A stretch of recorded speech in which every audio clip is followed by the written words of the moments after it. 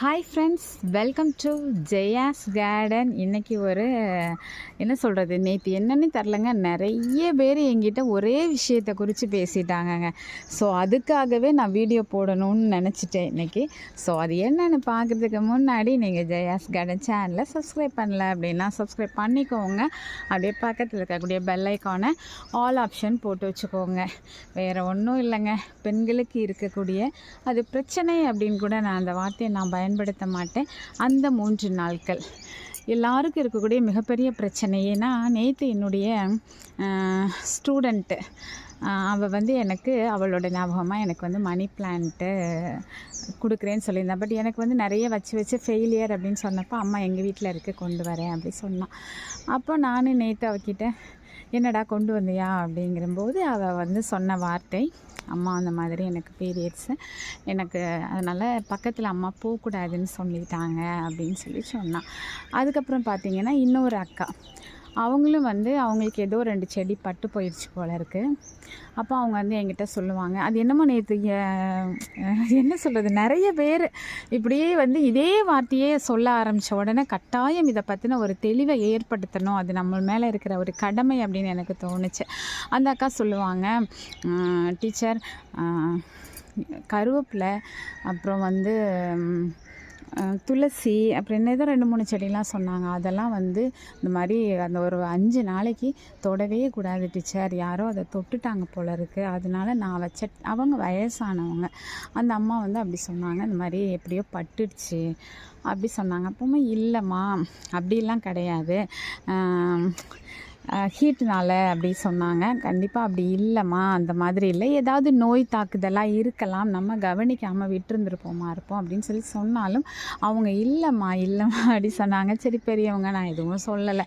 ஆனால் இப்படி நிறைய பேருக்கு இந்த சந்தேகங்கள் இருக்குது அப்படிங்கிறத நான் நேற்று ஏதோ ஒரு வீடியோ பார்க்கும்போது அதில் இருக்கிற கமெண்ட்ஸ் எல்லாம் பார்த்தீங்க அப்படின்னாக்க, ஒவ்வொருத்தவங்களும் சயின்டிஃபிக் விளக்கம்னு சொல்லிட்டு இதுக்கு நிறைய ரெமெடி, ஆனால் எல்லாமே ஏற்றுக்க முடியாததாக இருந்தது. ஸோ அதை பற்றி நான் பேசணும் அப்படின்னு நான் நினச்சேன்.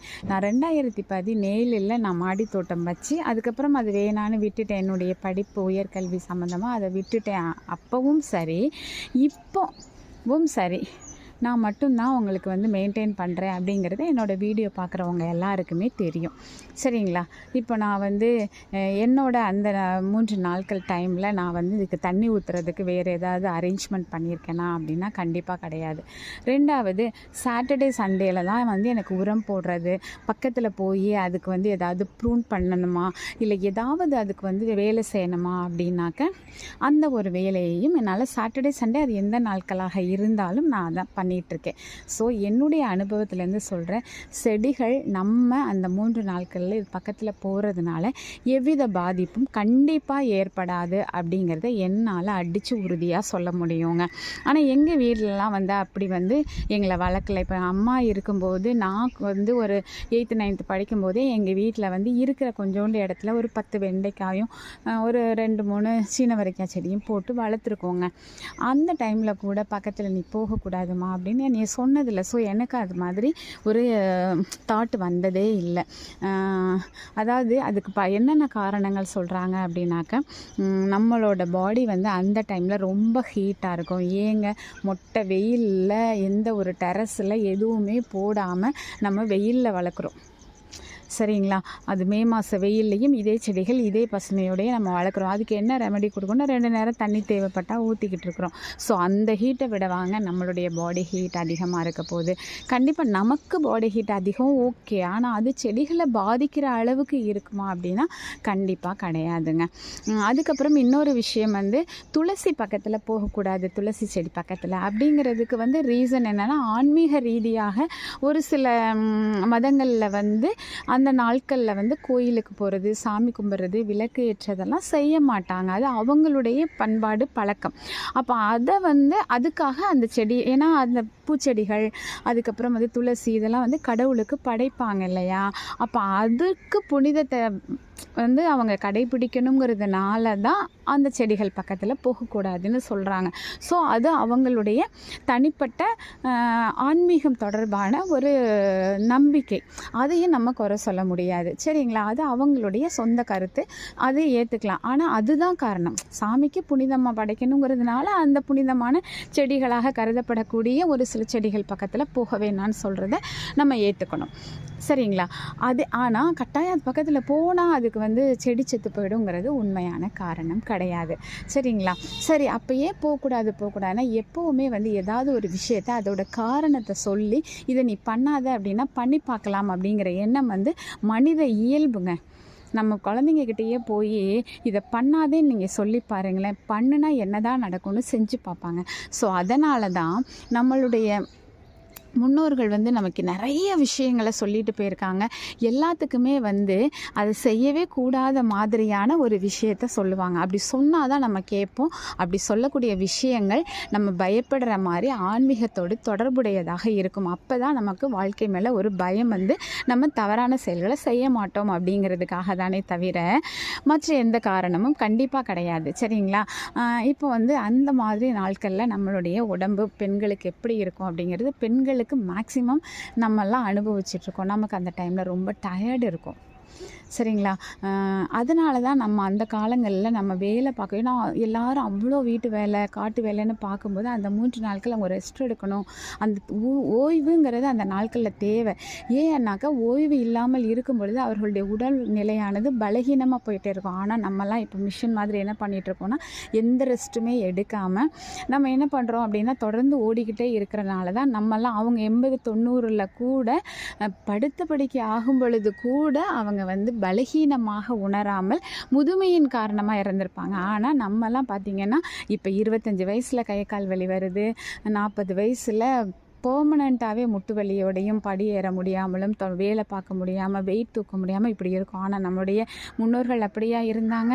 சும்மா எப்பா அதையெல்லாம் வாயில் எக்ஸ்பிளைன் பண்ண முடியாதுங்க. அவங்கவுங்க வீட்டில் இருக்கக்கூடிய முதியவர்களை பார்க்கும் பொழுது நமக்கு தெரியும். சரிங்களா? அந்த அளவுக்கு வேலை பார்ப்பாங்க. அவ்வளோ ஸ்லிம்மாக இருப்பாங்க. நம்மலாம் இப்போ உட்காந்துக்கிட்டு வெயிட் லாஸ் பண்ணணும் அப்படிங்கிற பெயரில் ஏதேதோ ட்ரிங்க்ஸ் குடிக்கிறது, ஏதேதோ ஒவ்வொருத்தர் யார் யாரெல்லாம் என்னென்னலாம் சொல்கிறாங்களோ அத்தனையும் நம்ம முயற்சி பண்ணி அவ்வளோ பணங்களை விரயமாக்கிக்கிட்டு இருக்கிறோம். பட் அதெல்லாம் தேவையில்லாத ஒரு விஷயங்கிறதையும் நான் இந்த நேரத்தில் பதிவு பண்ண விரும்புகிறேன். சரிங்களா? உடல் நிலை நம்ம குறைக்கணும் அப்படின்னாக்கா ஒரே வழி நம்முடைய முன்னோர்கள் சாப்பிட்ட மாதிரி ஆரோக்கியமான அதிகமான காய்கறிகள் பழங்களை நம்ம எடுத்துக்கணும். மூலிகைகளை எப்போதுமே ரொட்டீனாக உணவாக மாற்றணும். காய்ச்சல் வந்த உடனே சளி பிடிச்ச உடனே கஷாயம் போடுறத வேலையை செய்யக்கூடாது. எப்போவுமே உணவில் நம்மளுடைய மருந்தாக நம்ம நினைக்கக்கூடிய மூலிகைகளை உணவாக எடுக்க பழகணும். குழம்பாவோ துவையலாவோ ஏதோ ஒன்றா அதை எடுக்க பழகிட்டோம்னா அவங்கள மாதிரி நம்ம ஆரோக்கியமாக இருக்கலாம். ஸோ நான் பழைய விஷயத்துக்கே வரேன். அப்போ அவங்க நமக்கு ரெஸ்ட்டு தேவைங்கிறதுனால தான் அந்த நாட்களில் செடிக்கு போக வேணான்னு சொன்னாங்க. ஆனால் நம்ம எல்லா வேலையுமே இப்போ செய்கிறோம். ஸோ நம்ம இப்போ எப்படி இருக்கலாம் அப்படின்னாக்க அந்த நாட்களில் நமக்கு இந்த இப்போல்லாம் பார்த்திங்கன்னா நிறைய அந்த நேரத்தில் தான் நம்முடைய மனநிலை உடல்நிலையில் அதிகமான ஒரு படபடப்பு, அதிகமான ஒரு என்ன சொல்கிறது, ரொம்ப டென்ஷன், சும்மாவே நம்ம டென்ஷனான லைஃப்பில் தான் வாழ்ந்துக்கிட்டு இருக்கிறோம். அந்த நேரத்தில் இன்னும் அதிகமான டென்ஷன், நமக்கு படபடப்பு, பதட்டம், ஒரு விதமான கோபம், அதிகபட்சமான ஒரு கோபம், இதெல்லாம் எரிச்சல், இதெல்லாம் நமக்கு அந்த டைமில் இருக்கும். அதை ரிலாக்ஸ் பண்ணுறதுக்கு இப்போல்லாம் பார்த்திங்கன்னா நிறைய சைக்காலஜிஸ்ட்டை போய் குட்டி குட்டி பிள்ளைங்களுக்கு கூட சைக்காலஜிஸ்ட்டை கூட்டிகிட்டு போகிற அளவுக்கு நம்முடைய மனநிலை இருக்குது. அதையெல்லாம் ரிலாக்ஸ் பண்ணுறதுக்கு நமக்கு அழகாக இந்த தோட்டம் உதவுங்க. அழகாக அந்த டைமில் அந்த 3 நாட்களில் செடிகளோட பேசுங்க. அவங்க நம்மக்கிட்ட ரியாக்ட் பண்ணுவாங்க. அதை நம்ம ஃபீல் பண்ணால் தான் தெரியும். இல்லைனா பைத்தியக்காரத்தனமாக தோணும். அவங்களோட உலா வரும் பொழுது அந்த மைண்டு ரிலாக்ஸாக அமைதியாக அது எதுலேயுமே கிடைக்காதுங்க. அதை வாயால் எக்ஸ்பிளைன் பண்ணவே முடியாது. நீங்கள் எவ்வளோ பணம் கொடுத்து நீங்கள் மனநிலையை அமைதிப்படுத்த முயன்றாலும் கிடைக்காத ஒரு அமைதி இந்த மாடி தோட்டத்திலேயோ இல்லை சாதாரண தரை தோட்டத்திலேயோ தோட்டங்களோடு செடிகளோடு உலா வரும் பொழுது அப்போ அந்த செகண்டில் வரும் பாருங்களேன் ஒரு அமைதியும் சந்தோஷமும் ஒரு கோபத்தை அப்படியே சாந்தப்படுத்தக்கூடிய அந்த தன்மையும். அதனால் தயவு செஞ்சு இந்த மாதிரியான பல விஷயங்களை தூக்கி போட்ட நம்ம இந்த மாதிரியான விஷயங்களையும் தூக்கி போட்டுட்டு எல்லா செடிகளோடையும் அப்படியே உலாவாங்க. அந்த 3 நாட்களில் அதிகமாக உலாவாங்க, அதிகமாக பேசுங்க செடிகளோட. அப்போ வந்து அந்த டைமில் இருக்கக்கூடிய நம்முடைய உடல் பலகீனங்கள் எல்லாமே பறந்து போயிடும், மறந்து போயிடும், நம்ம ஆரோக்கியமாக இருக்கலாம். சரிங்களா? ஸோ நம்ம முன்னோர்கள் சொன்னதை நம்ம தவறான புரிதலோடு அணுகக்கூடாது.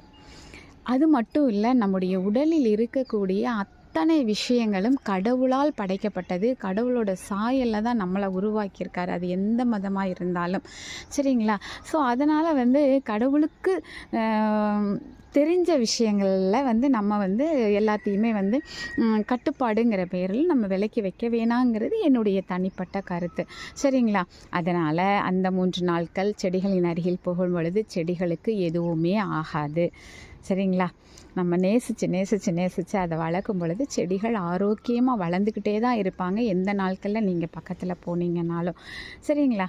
அதுக்கு ஒரு புரிதல் இருக்குங்க. அதுவும் நமக்கு அதுக்கு என்ன சொல்கிறது, நம்ம அவளை நேசித்து பேச அதோட ரியாக்ஷன் நமக்கு ரொம்ப நல்லா அது பேசாது. நீங்கள் நினைக்கிறீங்க அதுங்களுக்கு உயிர் கிடையாது. இப்படி நிறைய பேர் வந்து இந்த செடிகள் இயற்கையை நேசிக்காதவங்க சொல்லக்கூடிய வார்த்தைகள். அதுக்கிட்ட போய் பேசினா அதுக்கு என்ன புரியும், அதுக்கு என்ன உயிராக இருக்குது அப்படிம்பாங்க. அப்படி இல்லைங்க. நீங்கள் பழகி பாருங்கள், பேசி பாருங்கள், அன்பு செஞ்சு பாருங்கள். அது வந்து எவ்வளோ தூரம் நல்லா இருக்குது அப்படின்னு உங்களுக்கு தெரியும். மனுஷங்க கிட்ட கிடைக்காத பல விஷயங்களை நம்ம இந்த இயற்கை கிட்ட இருந்து நம்ம ஆசைப்படுற விஷயங்களெல்லாம் அனுபவிக்க முடியுங்க. நம்ம எப்படிப்பட்ட வாழ்க்கை வாழணும், சந்தோஷம் எப்படி, அமைதி எப்படி, நிறைய விஷயங்கள் நம்ம எதிர்பார்ப்போம் தெரியுமா மனுஷங்கக்கிட்ட, அதெல்லாம் இவங்க நமக்கு கொடுப்பாங்கங்க. நீங்கள் வந்து அதை செயல்படுத்தி பாருங்கள். சரிங்களா? இந்த மாதிரியான ஒரு தவறான புரிதலிருந்து கொஞ்சம் அப்படி விலகி வந்து நம்முடைய ஆரோக்கியத்துக்குள்ளேயும், ஆரோக்கியம் அப்படிங்கிறது மனசுலையும் இருக்கணும், உடல்லையும் இருக்கணுங்க. அது ரொம்ப முக்கியம். ஸோ மனசையும் ஆரோக்கியமாக வைத்து உடலையும் ஆரோக்கியமாக வைக்க உங்கள் எல்லாருக்காகவும் நான் இறைவன்கிட்ட வேண்டிக்கிறேன். Okay, bye, happy gardening, take care, bye bye, see you.